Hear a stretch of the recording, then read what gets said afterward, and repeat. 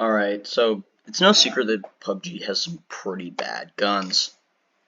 I I'm pretty sure I've captured like a lot of the worst guns in PUBG, but today I'm actually gonna say something positive. That's a first. I'm gonna tell you how to make a terrible gun work in this game. Let's start off with ARs. Alright, so I've said before that the AR that I view as the worst one is the Mark 47. Now here's the thing. I feel like the Mark 47, the reason I don't like it isn't necessarily because I've actually played a lot with it, and the reason I found out more, the reason that I don't like it isn't really because it's bad, it's because it's pretending to be something that it isn't. Excuse me. Sorry about that. Anyway, it's kind of pretending to be something it isn't. You see, the AR classification can be misleading for a lot of guns. There's a lot of AR guns in the AR section, like the AKM, the SCAR, M4, the AUG, M762, and the ACE-32. Those are all kind of jack-of-all-trades guns. They're meant to do everything. And then there's guns like the FAMAS, I couldn't click on it for a second, and the Groza that are like high-performance lone fighter weapons that can do everything. Whereas the Mark 47 fits into the same category as the M16 and the Honey Badger, where it's designed to fill a specific role rather than just being a gun that you can kind of use for everything.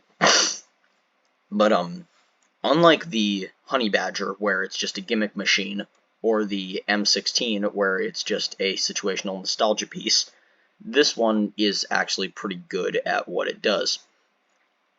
So the niche that it's kind of designed to fill is sharpshooting. It's pretty good at CQB, but it's designed for sharpshooting.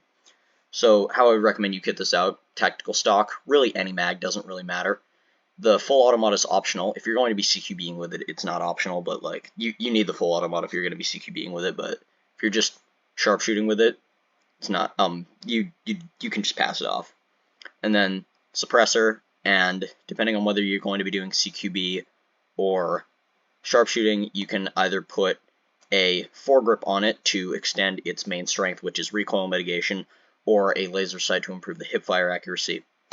And then depending on whether you're going to be doing CQB or sharpshooting, if you're going to be doing sharpshooting, some kind of scope, I would recommend 3x or above, and if you're going to be doing CQB, a red dot. That's personally how I would kit it out. I would also couple it with either another 7.62 AR or an SMG, probably an SMG. That's generally what I use when I go with one of the more gimmicky ARs like the Mark 47 or the Honey Badger. I would recommend the Bison, but you could probably have equal luck with a Vector. Next up, the Honey Badger. The Honey Badger is a lot like the Mark 47, except it's way more gimmicky. This tiny gun's going through an identity crisis. It identifies as a pistol. Is very quiet. That is its gimmick. So what you do, you extend its gimmick by putting a suppressor on it, because for some reason, even though it's super quiet, it doesn't have a built-in suppressor, so you can still put another suppressor on it. And then use basically whatever mag you want and a 6x scope. Canted sight. Also put a canted sight on Mark 47, and that's all the upgrades it has. It only has 4 mod slots. But I think you can work with it. Main thing with the Honey Badger is if you're using it in its intended role, which is stealthy sharpshooting, do not shoot at an enemy if they're less than 50 meters away, because then they're going to be able to hear you. If an enemy's less than 50 meters away, use your SMG. I would also recommend putting a suppressor on that. Like I said, Bison's my favorite, but you could probably have equal luck with a Vector. Just make sure it's suppressed if you're going with that loadout. If you want to go CQB with the Honey Badger, I would say muzzle brake and whatever sight you want, whatever mag you want, doesn't really matter. And if you're going to be sharpshooting with it, keep it in single fire. Alright. Next up, M16. Basically, just do the same thing you did with the Mark 47. It's one of those guns where it's kind of miscategorized. Like, this gun's a pretty bad AR, but if they had classified it as a DMR, it would have been a pretty good DMR.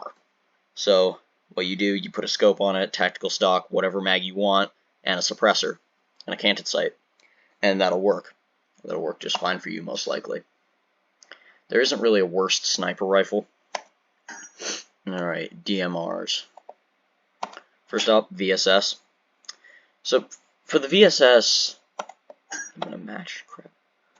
So for the VSS, it's a really weird gun because it's got full auto, but it only has 10 round mags. It's chambered in 9mm and has a fixed scope and a fixed suppressor. It's the least customizable DMR in the game. It only has mag and I think it only has mag and canted sight mounting points, which is not a lot of customization options. But it can work in the right circumstances. I would recommend just keeping it in single fire and pairing it with a 9mm SMG. Although I generally don't use this gun. This is probably what I would call one of the worst guns in PUBG. Because the damage is just not really good. I hate the fixed scope, and you can't mount muzzles on it. Also, it's really weird because it only has 10 round mag capacity, but it has full auto. Pretty high cyclic rate full auto as well. Mini 14. Alright. Here's the thing. With the most recent update, where they added the feature where you can put full auto mods on DMRs, this gun became way better. What you do, you put 8 times scope on it if you can find one, whatever mag you want, full auto mod, suppressor. Even suppressed, it's really loud, but it's better than unsuppressed. I actually kind of use the Mini 14 a lot, although what I would prefer to use is the Mark 12, which I would kit out basically the same way as the Mini 14, except I would also put a vertical foregrip on it because it has a vertical foregrip mountings. In addition, SLR, basically the exact same thing as the Mini 14. It has the same weaknesses as the Mini 14, being extremely loud and having, like, kind of weird ergonomics, no foregrip mounting point, but it does more damage, and it now has a full auto mod mounting point. I am not totally sure about the QBU because to my knowledge it does not actually exist in game. We'll make a video about that later. Probably later today actually. Alright, SMGs, you guys know what's coming. UMP 45. So the UMP is just... it's just not a very good gun in my opinion, but I'll teach you how to work with it anyway. Because the MP5K doesn't appear to exist in game actually, this is what we're stuck with. So what you do, you put an extended quick draw mag on it, which is basically a must because it does not have very good mag capacity, and unlike the Vector, it does not get insanely high cyclic rate to compensate. Then you put a suppressor on it, and then red dot. And that's all. And I would also recommend a laser sight. But that's basically all. Uzi. Now, in a lot of ways, this does not have a lot of upgrades, but same as the UMP, red dot, suppressor, extended quick draw mag, and a stock. It's a really good CQB weapon when you fit it out like that. And then, there's no really other worse SMG. Alright, shotguns. S1897, forget it, you're not having a fun time with this. S686, only use it if you're fighting AIs. And then DBS. Now, DBS is really weird because, unlike the other guns on this list, it has really high mag capacity, but it has terrible damage, terrible spread. I mean, the damage and spread is, the damage is pretty good, but it's terrible. Like, if you compare it to ARs, it's really good, but if you compare it to other shotguns, it's terrible. And then, you can't really put many upgrades on this, but I would just say red dot, and kind of, once again, only use it if the enemy you're fighting is an AI. I would pair it with either an AR or an SMG, or possibly a DMR, if you're feeling it. M1014, Benelli, and NS2000 are in the same category as the, what is it, the QBZ or the QBU? It's the QBU. Well, they're in the same category as the QBU and the QBZ, where they just don't appear to exist in-game. Once again, I'll make a video about that later. Saiga, I don't even have to say anything about the Saiga. I mean, like, just equip it like you'd equip an AR, to be honest. Like, muzzle brake or compensator, red dot, extended quick draw mag. Or you could always put a 2x scope on it if you wanted to get some, if you wanted to use it like that. I don't know why you would, but do whatever. DP28, this is a simple solution to this. Don't use it, just use the 7.62 AR. Literally every 7.62 AR is better than this thing. If you are going to use it, 100% put a gun shield on it. But there's just no reason you should use it. Alright, pistols. Now the 1911 is what I previously said was probably the worst modern pistol in the game. And the thing is, here's the thing. The reason I say that is because if you compare it to what I think are the two best pistols in the game, the P18C and the Scorpion, a fully modified 1911 is basically the same tier as a fully modified P18C. They're both absolute god tier, but an unmodified Glock 18 is amazing. An unmodified 1911 is mid. That's the thing, it lies in modifications. But fully modified, it's really good. Unmodified, it's mid, whereas the P18C, unmodified, it's really good. Fully modified, it's even better. Same with the Scorpion. P92, I would pretty much just use this as a stealth pistol suppressor. Don't put a laser sight on it because you want to be stealthy. And besides that, just red dot. Red dots are the only sights you should ever use on pistols.